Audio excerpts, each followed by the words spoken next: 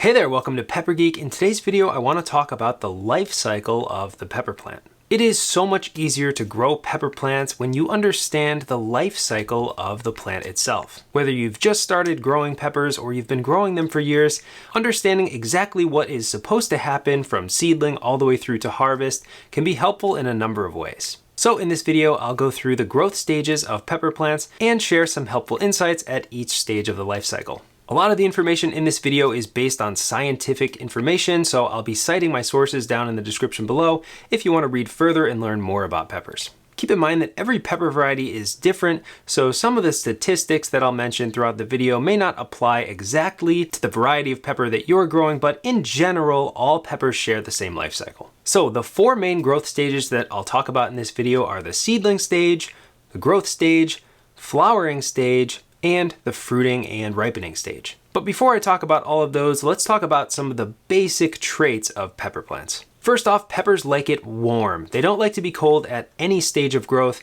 Temperatures below about 57 degrees Fahrenheit or so will inhibit growth at a variety of stages, so we'll definitely be talking about temperature a lot throughout this video. Second, pepper plants are perennial, meaning that they can live indefinitely under ideal conditions. That's why overwintering is an option for your pepper plants. If you bring them indoors once the cold weather arrives and put them back outdoors when it warms up again, they can thrive for years. Lastly, most growers plant outdoors, which means you don't have much control over the environment in which they're growing.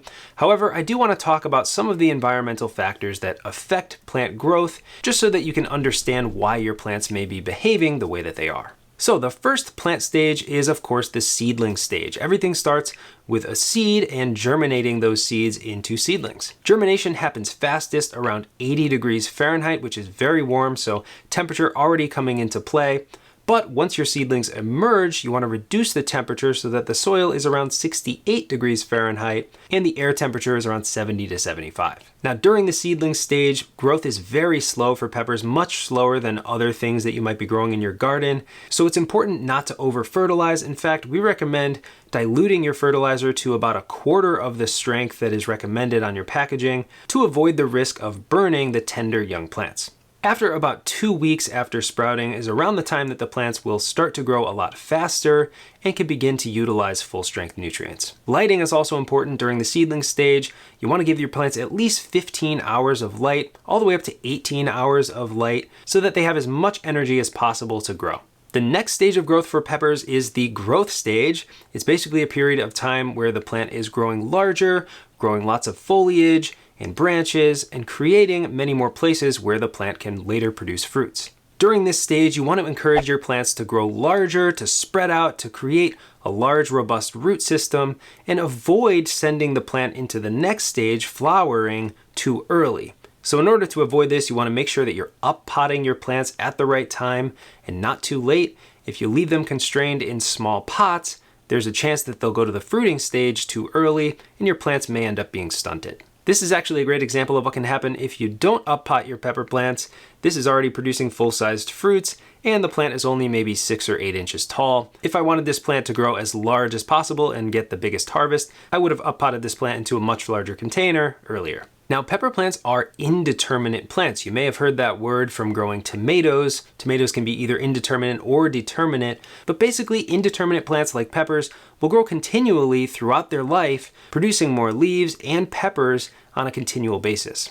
However, this growth can be hindered by container size or high or low temperatures. So the ideal conditions for growth is a nice warm environment right around 70 to 75 degrees Fahrenheit during the day and a little bit cooler overnight, but not too cold. And of course, lots of sunshine is important during this stage to give the plant energy to grow larger.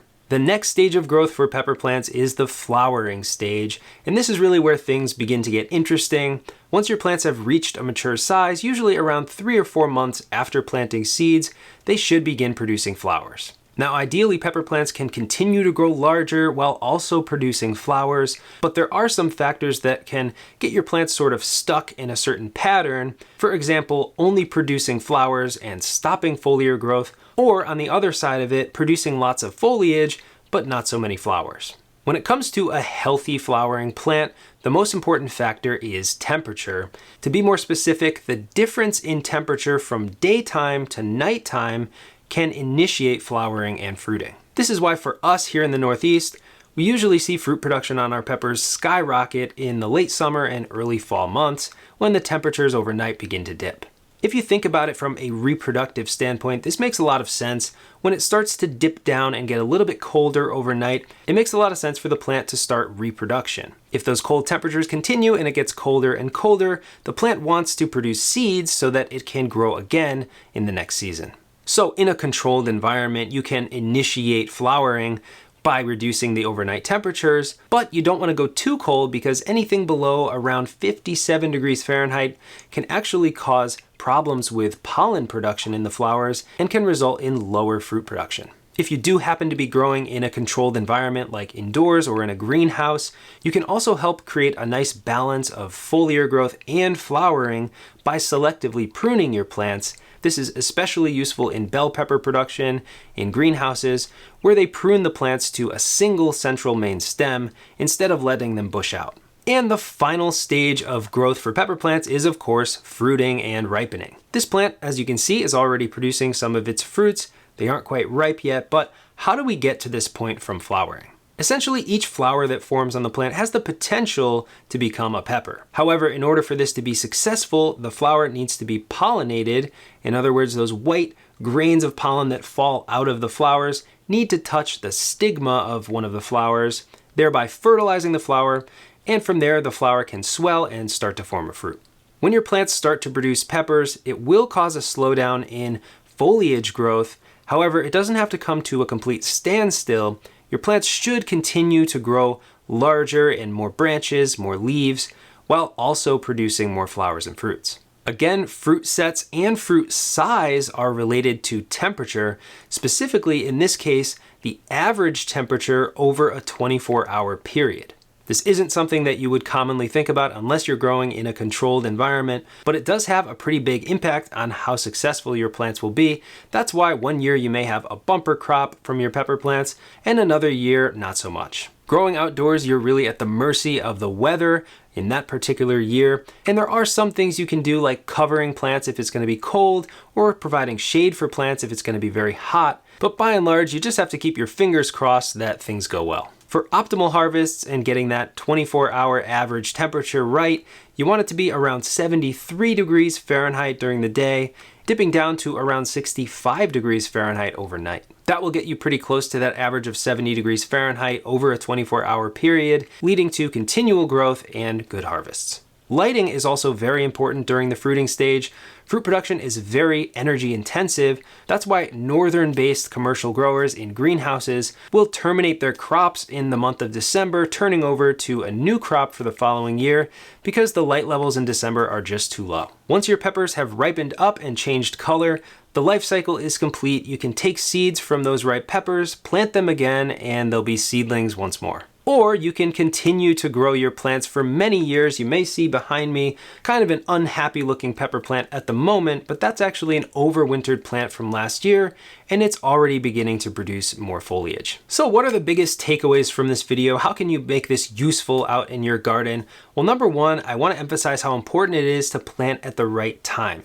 Like I've mentioned throughout this video, you don't have much control over the environment outdoors, but what you do have control over is when you plant your seeds. You want your plants to grow as quickly as possible early on into a nice mature size so that when they get outside and the temperature is right in your region, they're going into the flowering stage at the right time. By planting at the right time, you'll also avoid stunted pepper plants by keeping them constrained in pots that are too small. So make sure that you're up potting at the right time to avoid stopping their growth. And lastly, it's really important to avoid cold temperatures at all costs. So even if you're growing in a basement or a colder region of your house, you want to keep an eye on temperature and make sure that it's never dropping below 55. I like to make sure they're never dropping below 65 during the seedling stage and on, and aim for that target of around 73 degrees Fahrenheit. If you have any questions or you want to learn more about pepper plants and some of the research that has been done on them, check out those links that I left down in the description below. Thanks for watching Pepper Geek, and I'll see you next time.